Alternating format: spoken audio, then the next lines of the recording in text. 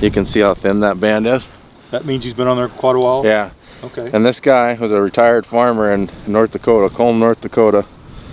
And I don't know how I found his number. I mean, it was back in the day when the internet really wasn't as easy as it is now. Yeah.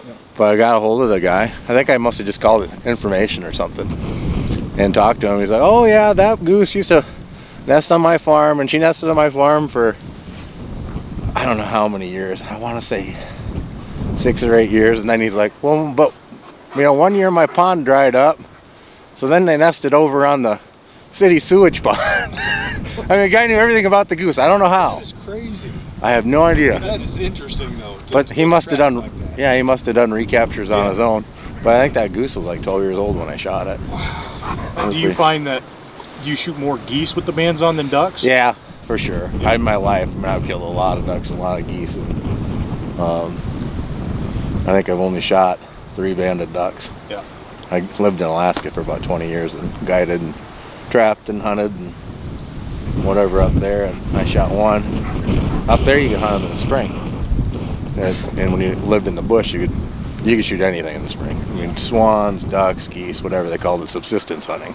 Yep. And you see them on TV doing that in the spring. Sure, yeah. One Alaska show. But anyway, I shot that duck in April in King Salmon, Alaska, and I sent the guy the information. He's like, are you sure you got that number right? I said, yep. And we kept going back. He wouldn't send me the information on the duck. And I said, I'm not sending you the band, because he'd sent me a thing he wanted the band, and I'm not going to send you the band.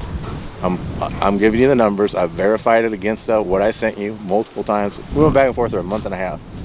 And finally, like, I sent him a picture of the band or whatever it was. And he sent me the information. And that duck had actually hatched in California. They banded it in August.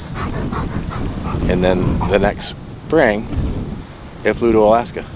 Wow. It was a pintail. And it got in with the pintails and went all the way to southwest Alaska on its first migration north. That is very cool. Yeah, they find some really wild stuff. I mean, there's been geese that have been banded in Canada and shot in Texas 3 days later.